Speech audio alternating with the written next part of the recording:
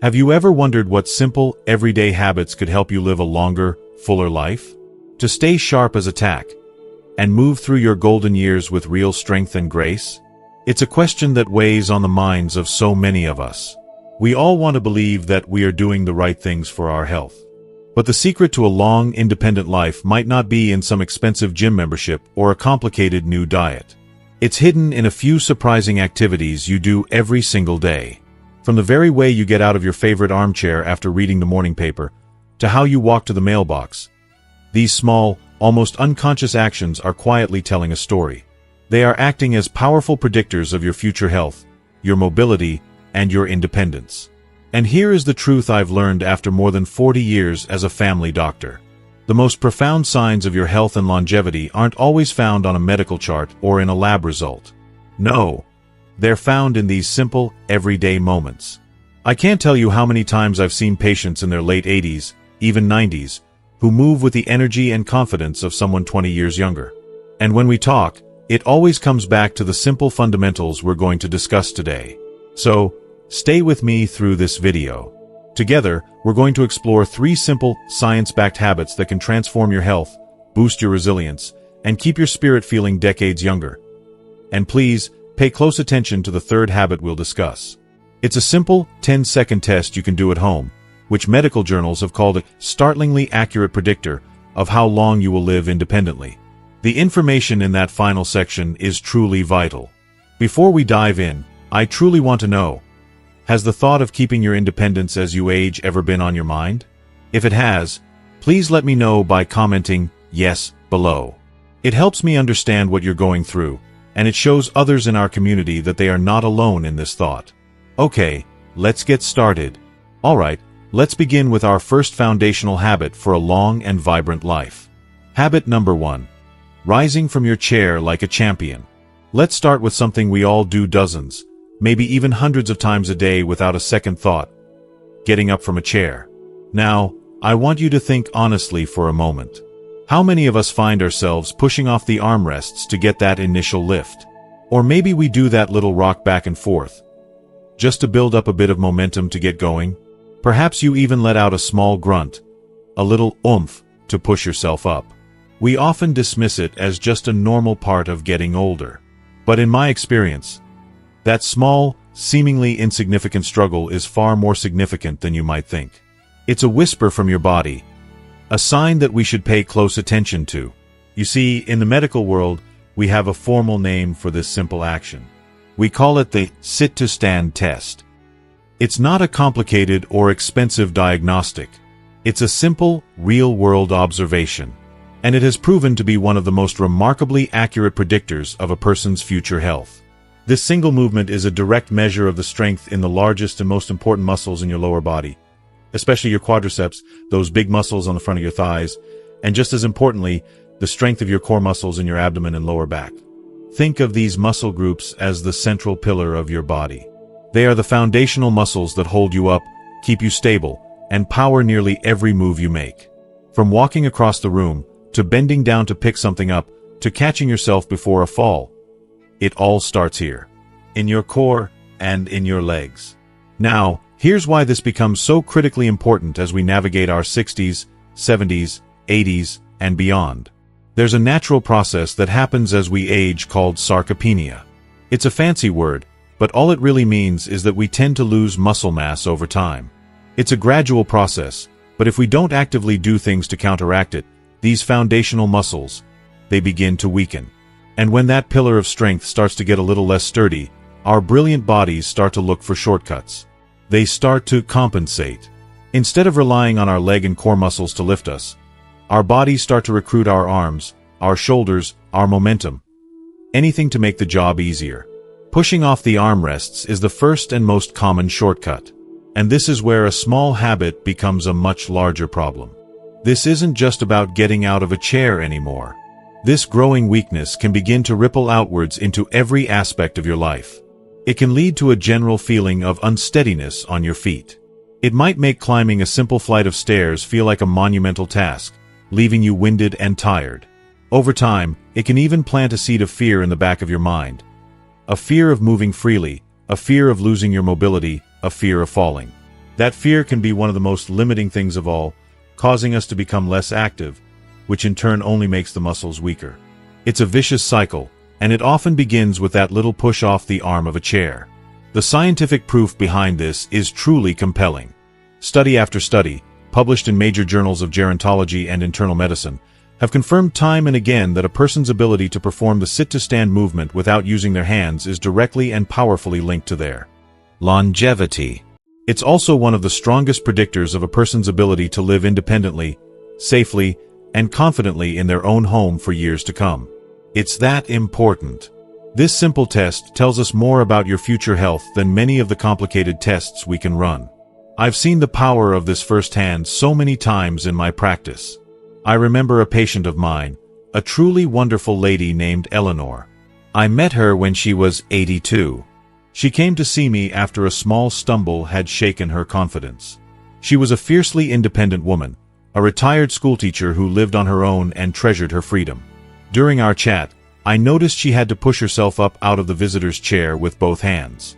So, we talked about it. I explained the sit-to-stand concept, just as I'm explaining it to you now. And something just clicked for her. She made it her personal mission. She told me later, with a twinkle in her eye, "Doctor, every morning, I do my little chair exercise. And every single time I stand up from my reading chair without using my hands, I'm telling myself that I'm still in charge. I'm in charge of my body, and I'm in charge of my life." Her spirit was just incredible. And you know what? Her balance improved, her confidence soared, and she was still living independently and tending her garden well into her 90s. She didn't just add years to her life. She added life to her years. So, here is the simple, practical solution. This is something you can start doing today, right in the comfort of your own home. You don't need any special equipment. All you need is a sturdy chair, preferably one without wheels, like a dining room chair. A few times throughout the day, I want you to consciously practice this movement. Sit on the front half of the chair, with your feet planted firmly and flat on the floor, about shoulder width apart. Now, instead of placing your hands on the armrests, I want you to cross your arms over your chest. From there, lean forward just a little, engage those core muscles in your stomach, and use the power of your leg muscles to push yourself up to a standing position. Then, slowly and with control, lower yourself back down. That's it. 1 repetition. Now, at first, if you need to, please hold onto a sturdy table or countertop for balance and a little bit of support. Safety is always number 1. But the goal is to gradually rely on that support less and less, and rely on your own strength more and more. Maybe you start with just 2 or 3 repetitions. That's a fantastic start. Over time, you can work your way up to 10 or 12 repetitions at a time. This isn't about speed or exhaustion. It's about slow, controlled movements. It's about reteaching your body the right way to move. It's about rebuilding that pillar of strength. Think of this not as an exercise, but as a profound investment in your own freedom. Every time you do this, you are depositing into a savings account of strength and independence that you will be able to draw from for many years to come. Of course, to make this even more effective, it's wonderful to create a balanced routine. Combining this simple strength practice with a gentle daily walk to keep your heart healthy, and perhaps some light stretching to maintain your flexibility. That is the true recipe for success. It's about creating a holistic habit of movement, a lifestyle that celebrates and preserves the incredible gift of your mobility. It all works together, creating a body that is resilient, strong, and ready for whatever comes next. If you believe in the power of maintaining your own strength, if Eleanor's story resonated with you, let me know. Take a moment to go to the comments section and write the single word "strong." It's a declaration to yourself and a way for us in this community to encourage one another on this journey. Now, let's move on to our second crucial habit for a long and healthy life. Habit number 2. Striding with purpose and vigor. Next, let's talk about walking. It's arguably the most fundamental and accessible form of movement we have. Yet, as the years go by, it's so easy to fall into a slower, perhaps a more shuffling gait. It often happens so gradually that we barely even notice it. One day, you might find yourself feeling a little more breathless after walking from the car into the grocery store. Or maybe you notice that your joints, especially your knees and hips, just feel a bit more achy and stiff after a short stroll. We often chalk it up to just another unavoidable part of aging. But I'm here to tell you that this change in your walk, this slowing of your pace, it holds a powerful and profound secret about the state of your overall health. And that purposeful, brisk stride you might think is a thing of the past, it is one of the most powerful tools you have for a longer, healthier life. In my field, and among cardiologists and specialists in aging, many of us now consider a person's walking speed to be the sixth vital sign. Think about that. We put it right up there in importance with the 5 traditional vital signs that we measure every time you visit a doctor's office. Your body temperature, your pulse, your breathing rate, your blood pressure, and now, your gait speed. Now, why would something so simple be considered so incredibly important?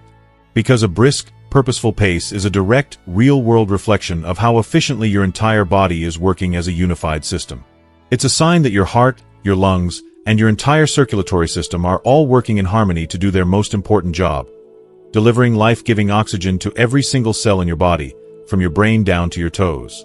When you can walk with vigor, it's a clear indication that this vital delivery service is running smoothly and efficiently.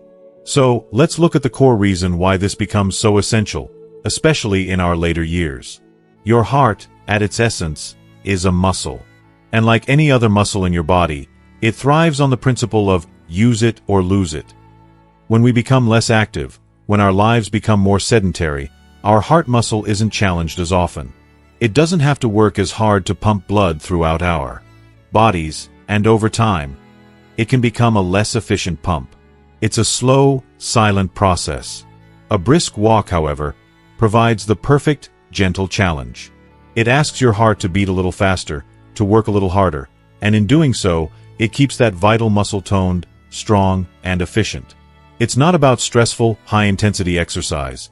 It's about consistent, purposeful movement that keeps your internal engine finely tuned. The symptoms of this slowing down are often the very things we mistakenly attribute to just getting old. That persistent feeling of being tired all the time. That frustrating lack of energy or get up and go you used to have.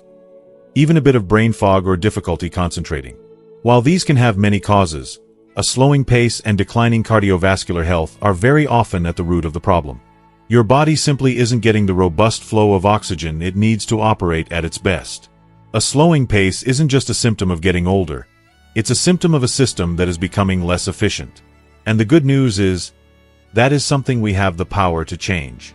The scientific evidence backing this up is simply overwhelming.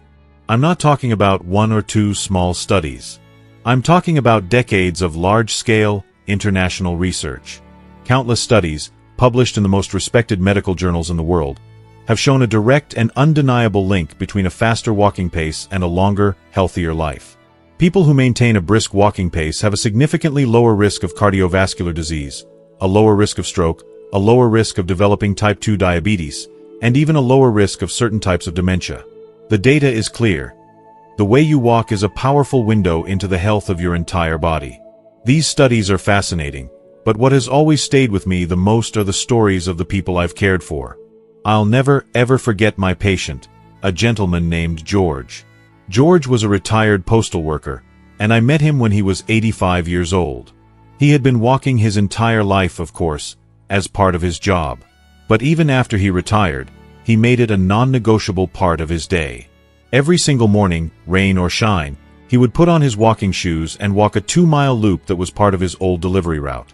He walked with a purposeful stride, his head held high, always with a friendly wave for the people he'd known for decades.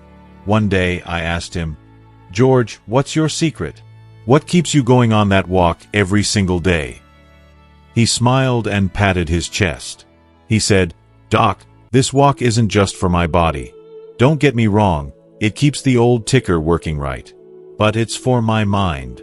It clears out the cobwebs. It reminds me that I'm still a part of the world, still a part of this neighborhood." He was one of the sharpest, most engaged, and most joyful men I have ever had the privilege of knowing. He wasn't just walking. He was living, fully and completely, one purposeful step at a time. So, here is the simple, powerful action you can take. You don't need to go out and try to run a marathon or even break a heavy sweat. That's not the goal. The goal is simply to walk with intention. Here's what I want you to try. On your next walk, whether it's around the block, at a local park, or even in a shopping mall, try to find a 5 or 10-minute stretch within that walk where you consciously pick up the pace. Push yourself just a little. The perfect pace is one where you can still comfortably hold a conversation, but you can feel your heart beating a little faster and your breathing becoming a little deeper. That's the sweet spot. That is where the magic happens for your heart health. I want you to reclaim your stride. Walk like you have somewhere important to be. Because you do. You are heading towards a healthier, stronger, and more vibrant future. This is not about speed. It is about purpose. And, of course, it's essential to approach this with a balanced perspective. Always make sure you are wearing comfortable, supportive shoes that fit well. Good footwear is your foundation. And most importantly, listen to your body.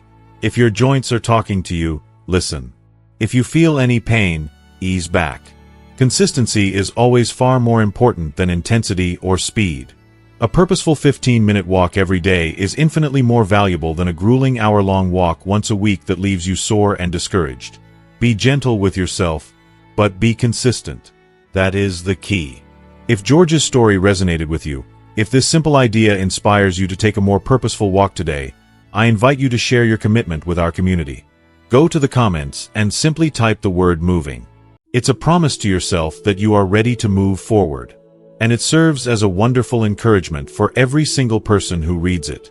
And now, we arrive at our third and final habit. And in many ways, this might be the most crucial one of all. Habit number 3, balancing on one leg with poise. Finally, let's talk about something that many people, perhaps most people, don't really think about until they have a scare. Until that moment when a misplaced step on an uneven sidewalk sends a jolt of panic through them. Or when they get up a little too quickly in the middle of the night and have to reach out for a wall to steady themselves. I'm talking about balance. That feeling of being a bit wobbly on your feet, that need to grab onto furniture for support as you walk through your home. These are not small things. These are quiet, but urgent, warning signs from your body. And they are signs that we absolutely must listen to.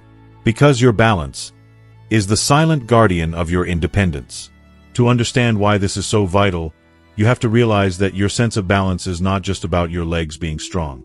It's so much more complex and beautiful than that.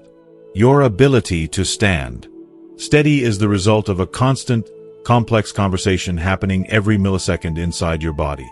It's an intricate symphony conducted by your brain.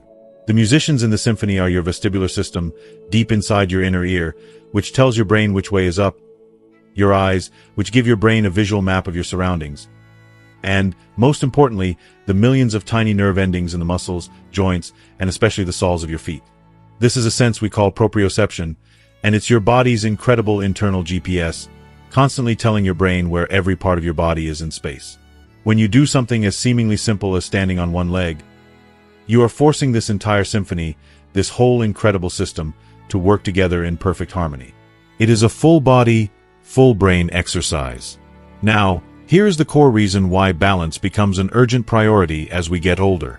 Just like the muscles we talked about earlier, these delicate neural pathways, the communication lines between your body and your brain, can get a little rusty if we don't actively use and challenge them. The conversation can become a little slower, a little less clear. This is why a simple thing that you never would have thought about in your younger years, like stepping off a curb or walking across a plush carpet, can suddenly feel treacherous. Your brain's reaction time to a small stumble might be a fraction of a second slower than it used to be. And in the world of balance, a fraction of a second is everything. It's the difference between catching yourself and falling. And we must talk about falls. I know it's a difficult subject, but it is too important to ignore. Poor balance is, without a doubt, the #1 predictor of falls in older adults. And a fall, as many of you may unfortunately know from personal experience or from a loved one, a fall can be a truly life-changing event. It's not just the risk of the fall itself, but the cascade of events that can follow. It can lead to broken bones, especially hip fractures, which can be devastating. It can lead to hospital stays, surgeries, and long, difficult periods of rehabilitation. But perhaps the most damaging thing a fall can steal from us is our confidence. It creates a fear of falling again, which leads to a fear of moving, which, as we know, leads to a cycle of decline. It is the single biggest threat to that precious independence we all treasure so deeply. And this brings me back to the teaser I mentioned at the very beginning of our conversation today. The scientific evidence on this is so powerful, it's honestly shocking. Major studies, published in some of the world's most respected medical journals, have shown that a middle-aged or older adult's inability to stand on one leg for just 10 seconds is linked to a startlingly higher risk of mortality from all causes over the next decade. Let me repeat that. This simple 10-second test is one of the most powerful predictors of longevity that we have. It's that serious. It's a direct reflection of your brain health, your nervous system's integrity, and your body's overall resilience. Stories from my own practice have shown me the power of this over and over again. I had a patient, a lovely woman named Mary, who was 78 when I first met her. She came to see me because, as she put it, she was just feeling unsteady. She had a minor stumble while carrying in some groceries, and while she wasn't hurt, it had deeply frightened her. She found herself furniture walking, holding onto the counter, then the back of the sofa, then the wall, just to get across a room. Her world was shrinking. We talked, and I advised her to begin the simple practice of improving her balance. Nothing complicated.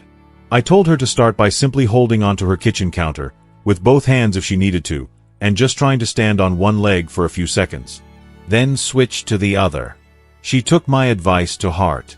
She started with just 3 seconds on each leg. That was all she could manage. But she did it every single day while she waited for her morning tea to steep. Within a month, she came back to my office, and I will never forget the look on her face. She stood in the middle of the room, no hands, and said, "Look, Doc."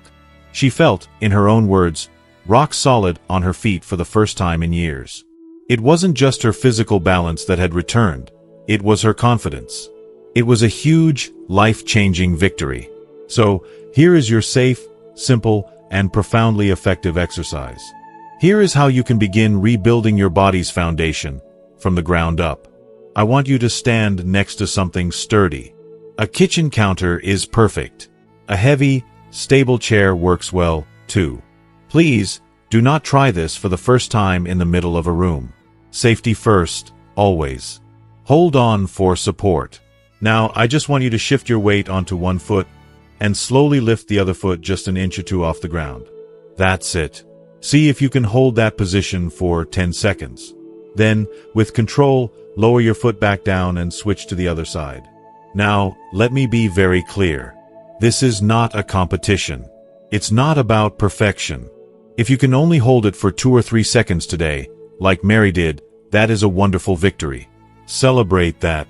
Because tomorrow, you might be able to hold it for 4 seconds. The goal is progress, not perfection. The act of simply trying, of challenging that system, is what begins to clean the rust off those neural pathways. You can make this a simple habit. Do it while you brush your teeth. Do it while you're talking on the phone. Do it while you're waiting for the kettle to boil. You are rebuilding your stability. You are reclaiming your confidence. You are guarding your independence. Were you surprised by how important this simple 10-second test is? It's okay, most people are. If you found this information eye-opening, please take a moment and comment with the word WOW below. It lets me know that this was valuable for you, and it helps others see just how crucial this often overlooked aspect of our health truly is. So, as we bring our conversation to a close, let's take a moment to step back and look at the beautiful picture these simple habits paint. Think about the stories we shared. Think about Eleanor, standing tall and rising from her chair, making a quiet, daily declaration of her own independence. Think about George, the retired postal worker, striding purposefully along his old route, not just exercising his body, but connecting with his world and clearing the cobwebs from his mind. And think about Mary, who started with just 3 seconds of holding onto her kitchen counter, and in doing so, conquered her fear and found the confidence to feel rock solid on her feet again. Whether it's Eleanor standing tall, George walking his route, or Mary finding her balance, the story is the same. They aren't just passively aging, they are actively and beautifully shaping how they age. They are rewriting the rules. They are living proof that it's not about avoiding the passage of time, but about filling that time with strength, with purpose, and with joy. If there is one single powerful message I can leave you with today, it is this. Your vitality is not determined by your age, but by your daily actions. You have so much more control over your health, your happiness, and your independence than you may ever have been led to believe. Now, I know that for some of you watching, these milestones might feel a little far off, and that is perfectly okay. The journey to vitality is never about achieving some unattainable ideal of perfection. No, it is about embracing progress. It is about celebrating the small, meaningful steps you take every day. A gentle stretch to loosen tight muscles, a short walk around the block to build a little endurance, or a few precious seconds of balance practice to sharpen your mind-body connection. These actions, no matter how modest they may seem, are the very building blocks of a stronger, more joyful, and more confident you. Please, never forget that your years on this earth are a masterpiece. A rich tapestry woven with the threads of wisdom, of laughter, of challenges overcome, and joys cherished. These are not mere marks of time. They are your badges of honor. If you are still rising, walking, and balancing, you are not just succeeding at life. You are a living, breathing inspiration. You are a beacon, proving that strength, grace, and passion can flourish at any age. Your resilience lights the way for others, proving that age is merely a number. But spirit is eternal. So that's a wrap on the surprising habits that can help you age with strength, wisdom, and vitality. But as we all know, knowledge is only truly powerful when we put it into action. So now, I have one important question for you. What is the one commitment you are making to yourself after watching this video today? It could be as simple as, I will practice rising from my chair without my hands. Or maybe, I will take a 10-minute purposeful walk tomorrow morning. Or even, I will try the balance exercise while the coffee brews. Please share your personal commitment in the comments below. Your public promise is a powerful first step for you, and it might just be the one sentence of inspiration that someone else in our community needs to see to begin their own journey. And if you found real value and a sense of hope in our time together today, you can show your support by giving this video a simple like.